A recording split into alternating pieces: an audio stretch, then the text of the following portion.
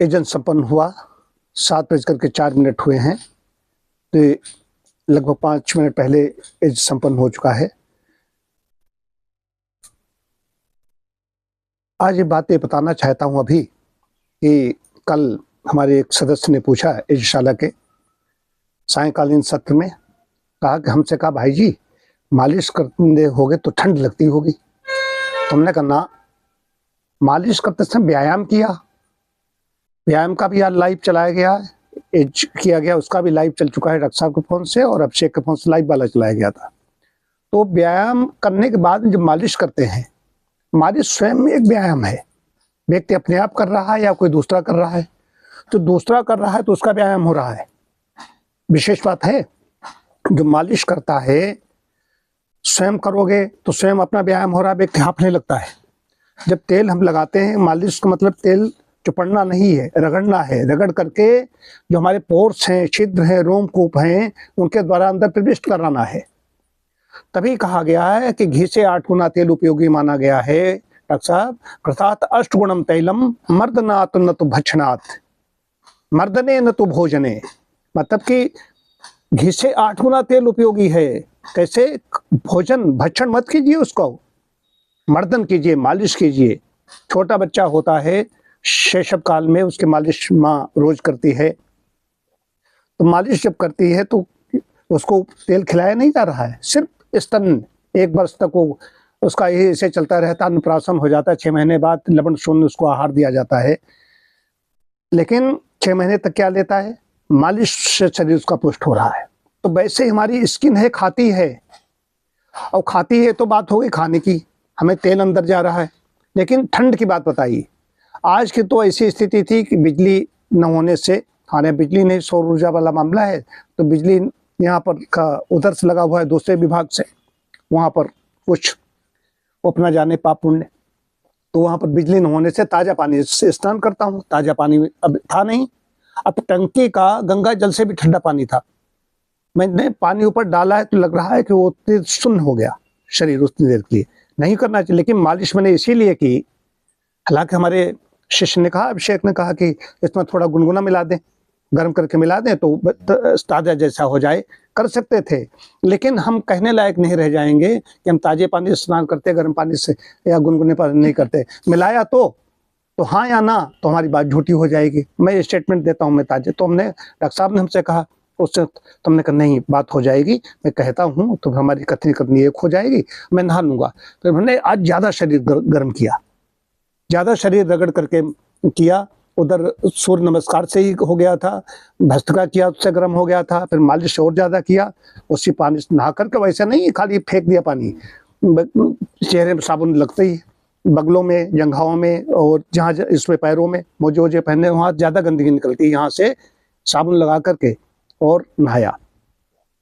ताज़े पानी से और ज़्यादा थोड़ा नहाते हैं, लेकिन उसमें 1 बाल्टी पानी का हमने उपयोग किया तो ठंड नहीं। अब देखिए बैठे हुए हैं, एक कर चुके हैं, वो उसका तुरंत यहाँ पर आ गए। अब पानी ठंडा पड़ता है तो फिर हो जाता है। और बाहर का वायुमंडल में डॉक्टर साहब ने बताया था 60 डिग्री टेम्परेचर रात पर रहा है।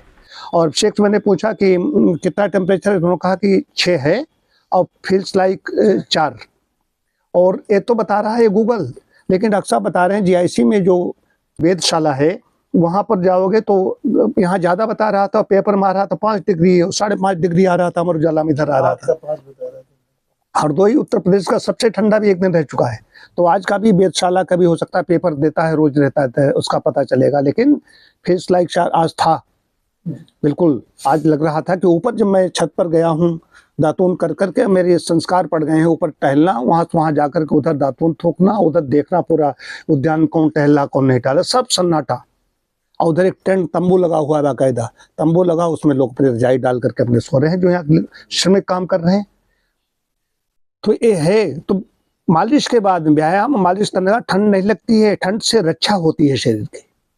ये कहना चाहता हूँ, जो लोग जानते कपड़े निकालेंगे तो मालिश करेंगे उससे ठंड लगेगी, वो जानते नहीं है। यदि आनंद लेना चाहता है ताजे पानी से, ठंडे पानी से, ताजे पानी से स्नान का जो आनंद लेना चाहता है, उसको व्यायाम और मालिश के बाद में, व्यायाम भी करे लेकिन मालिश जरूर करे, तो ठीक ठीक आनंद आएगा। गोविंद को मालिश करने लगे, इनको आनंद आ रहा है, आ रहा नहीं आ रहा है? तो ये है, ये मैं कहना चाहता हूँ, व्यायाम करें, मालिश करें, और सभी के लिए कह रहा हूँ, सभी लोग करें, और तिल्ली के तेल से करेंगे तो ज़्यादा अच्छा है।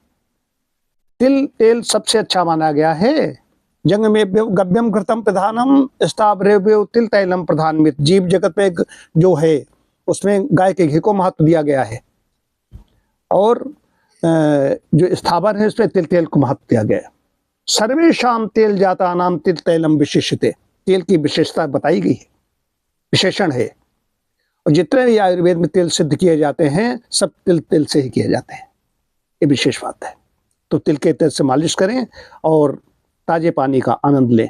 ठंड सब नमस्कार दूर करेगी। अरे युवा व्यक्ति को वैसे ही ठंड दूर खड़ी रहती है, जो बैठा हुआ है उसको ठंड लगती है, जो श्रम कर रहा है उसको नहीं, श्रम करो या व्यायाम करो। श्रम, एक उत्पादक श्रम कर रहा है, एक व्यायाम कर रहा है, फिर मालिश कर रहा है, मालिश करने के बाद फिर यज्ञ करो। सब नहीं कर सकते तो परमात्मा कृपा है, उसको वो यज्ञ करेगा। जब परमात्मा कृपा होगी तो वो होता है और उसका लाभ मिल रहा है। बाड़े पुत पिता के धर्मा। अब पोता का डॉक्टर साहब के कल जन्मदिन था और बंगलौर में है, तिथि के हिसाब से यहाँ पर जन्मदिन मनाया जा चुका, अब वहाँ पर है। अब इसका प्रभाव पिता धर्मावलंबी है तो उस प्रभाव कहाँ तक जाता है, और नाती पोता तक पहुँचता जाकर। बेटा बेटी देखो कितनी उन्नत करते चले जा रहे हैं। तो पिता अगर धर्मावलंबी है तो बाणे पूत पिता के धर्मा, एक गोस्वामी जी ने कहा है, सिद्धांत है, उसका प्रभाव वहां जाएगा। वो एक ही है, पिता है, एक ही पिता है। हमें तो याद आ जाती है उनकी आचार्य जी की काशी में, उन्होंने कहा कि भाई मैं उस व्यक्ति के बारे में क्या बोलूं जिसका जो यज्ञ पुत्र है। मेरे बारे में उन्होंने सुंदर शब्द बोले वहाँ महामना भवन में, मालवीय भवन में हमारा वहाँ यज्ञ हो रहा था, तो उन्होंने शब्द बोले तो मुझे याद आ जाती है कि यज्ञ पुत्र उन्होंने हमें घोषित कर दिया। जो यज्ञ पुत्र है क्या बोलूं, और गायत्री माता, गायत्री पुरस्कार चल रहा है। तो धर्म कर्म जो लगे हुए हैं उनका सब बंधु बांधव इष्ट मित्र सब पर, सबके लिए तरंगे निकल रही है। सबका मंगल हो, सबका मंगल हो, सबका मंगल हो। कहने का अभिप्राय है व्यायाम, मालिश, उसके बाद में मन के लिए खुराक यहीं से मिलती है। नासा ही शीर्षो द्वारम। प्राणायाम किया तो इससे हमें अंदर से भी ये पोषण अंदर मिल गया, जो दवाओं इंजेक्शन से, मुंह के द्वारा, भोजन से नहीं मिलता है, ये वायु के द्वारा अंदर चला गया। ये विशेष बात है। तो इससे तन मन दोनों पुष्ट होंगे, तभी हम अपने लिए भी, समाज के लिए भी, और इहलोक भी, परलोक भी, भौतिक भी सुख मिलेगा और आध्यात्मिक लाभ मिलेगा, दोनों तरीके का लाभ मिलेगा।